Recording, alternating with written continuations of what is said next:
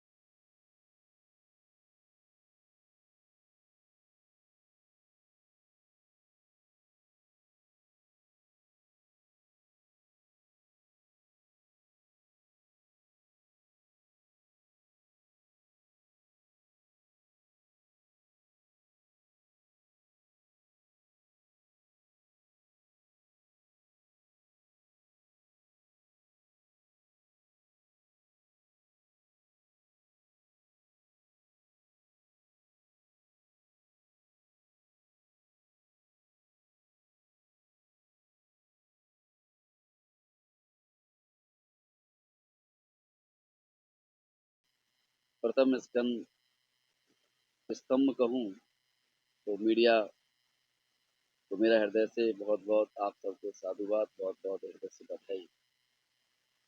देखिए, आयोजन अपने यहाँ प्रतिवर्ष की भांति इस वर्ष भी एक दिव्यतम, भव्यतम, ओजस्वी, बड़ा भव्य आयोजन होने जा रहा है, जो प्रतिवर्ष आपके अपने शमशाबाद के पावन धरा पर स्थित श्री राजराजेश्वरी गुफाधाम त्यागी अवधूत आश्रम जो है स्थित है। यहाँ माई के प्राकट्य उत्सव या स्थापना दिवस के स्वरूप में हम प्रतिवर्ष भव्य आयोजन करते हैं। देखिए, इस अब की बार इस आयोजन का एक स्वरूप जो है ये दूसरी तरह का है। प्रतिवर्ष आप लोगों ने सहज चंडी के स्वरूप में देखा, जिसमें पूज्यपाद महाभाग जगतगुरु भगवान शंकराचार्यों का आगमन। अब की बार 1 से 8 मूल भागवत अष्टोत्तर महापुराण का आयोजन होने जा रहा है, जिसमें हमारे व्यासासन पीठ पर, चिंतन पीठ पर, मनन पीठ पर, स्मरण पीठ पर, स्वाध्याय चैतन्य ब्रह्म पीठ पर पूज्य जिनके हृदयांगमन भाव से हम भगवत आराधना का रसास्वादन करेंगे, वो हमारे अंतर्राष्ट्रीय प्रवक्ता परम पूज्य वैष्णवाचार्य श्री पौंडरिक गोस्वामी जी महाराज को कि उनके श्रीमुख से हम लोग दिव्य भागवत कथा का आयोजन होने जा रहा है। उनकी वाणी का हम सब लोग रसास्वादन करेंगे। देखिए, उसमें अपना 5 दिसंबर को आयोजन रहेगा। 5 दिसंबर को रथ यात्रा रहेगी और जिस रथ यात्रा में आपके द्वारा मैं क्षेत्र के समस्त ग्रामवासियों को, शहर के सभी श्रद्धायुक्त भक्तों को और गुफाधाम त्यागी अवधूत आश्रम के जितने भी अनुयायी हैं, धर्म प्रेमी हैं एवं सभी धर्मावलंबी हैं, उन सबको 5 तारीख को आपके द्वारा सबसे पहले मैं निवेदन के साथ आग्रह करता हूं कि भव्य दिव्य आयोजन इस कलश यात्रा का शोभा बढ़ा करके और इसमें शामिल हों। रहा क्रम तो 6 दिसंबर से 14 दिसंबर 9 दिवसीय आयोजन है, जिसमें हमारे अब की बार आचार्य चरणों को बुलाया है। आचार्य चरणों में अपने श्री देवकीनंद जी महाराज, अपने श्री श्याम सुंदर पादार सर जी, अपने श्री संजीव कृष्ण ठाकुर जी, अपने श्री कृष्ण ठाकुर जी, इंद्रित जी उपाध्याय, श्री कौशिक जी महाराज, और अपने संतों में परंपरा में लें तो आनंद बन के, केली बन के परम पूज्य सदगुरुदेव भगवान श्री रीतीश्वर जी महाराज, और अपने जगत गुरु भगवान संतोषदास जी महाराज सतयुगा बाबा, जो काशी में अमरकंटका घाट पर उनका दिव्य आश्रम है, उनका आगमन है। और बड़े हनुमान जी प्रयागराज, जो अपने लेटे हुए हनुमान जी हैं, वहाँ से पूज्य आचार्य महामंडलेश्वर श्री बलवीर गिरी जी महाराज, इन सब का आगमन, और इसी के बीच में बागेश्वर महाराज का आगमन रहेगा, और 2 दिन के लिए पंडुखर धाम सरकार का भी आगमन रहेगा। इस तरह से क्रमशः एक एक दिन में सब महापुरुषों का रोजाना यहाँ आगमन होगा, जिससे हम उनकी वाणी सुन सकें और जिनसे हम पृथक पृथक भाव से उनके दर्शन कर अपने जीवन को कृतार्थ। क्या उद्देश्य रहा इस तरीके से आप? देखिए, आयोजन का उद्देश्य है, सबसे बड़ा उद्देश्य का अर्थ है कि हम सब लोग एक अपने आत्म स्वरूप में आकर के इस तरह और एक जगह दृढ़ होकर के अपने आप के लिए जिए। जैसे हमें भोजन करना होता है, वो अपने लिए करते हैं। पानी पीना है तो हमें अपने लिए करते हैं। हम अपना पानी किसी को नहीं दे सकते, और ना कोई हमें स्वीकार करेगा। तो अपनापन जो अपना है वो अपना सनातन है। हमें अपनेपन के आत्म स्वरूप सनातन के लिए ही जिंदा रहना चाहिए, और सनातन के लिए ही हमें एकजुट होकर के, एकत्रित भाव से होकर के खड़ा होना चाहिए, जो सनातन धर्म है। और हम अपने लिए धर्म के लिए खड़े नहीं होंगे तो किसके लिए रहेंगे? इसका भाव ये है कि इस आयोजन कराने का 108 मूल भागवत का प्राय ये है कि कई परिवार ऐसे हैं, आप लोग सक्षम हैं, और भी कोई सक्षम हो तो भागवत का महिमा गायन करा सकता है, लेकिन संतों से, आश्रमों से तो हर प्रभाव का व्यक्ति जुड़ा होता है, तो वो कथा नहीं करा सकता, या उसकी सामर्थ्य नहीं है, या उस पर समय नहीं है। कोई मूल भाव ले लो, तो उनको देखते हुए हमने 160 मूल भागवत का आयोजन किया। इसका लाभ क्या है?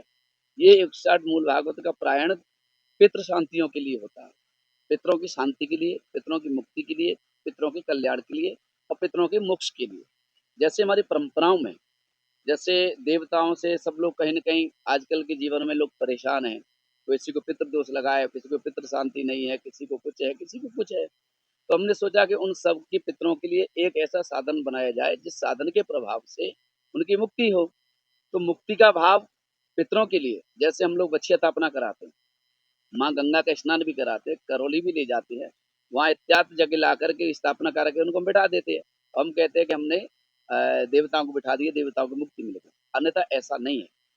गंगा माँ का स्नान कराना, भगवती के दर्शन कराना और उनको स्थान देना हवन के द्वारा या गीता के द्वारा, तो ये श्राद्ध कर्म धर्म है। इससे शांति मिलती है, मुक्ति नहीं मिल सकती।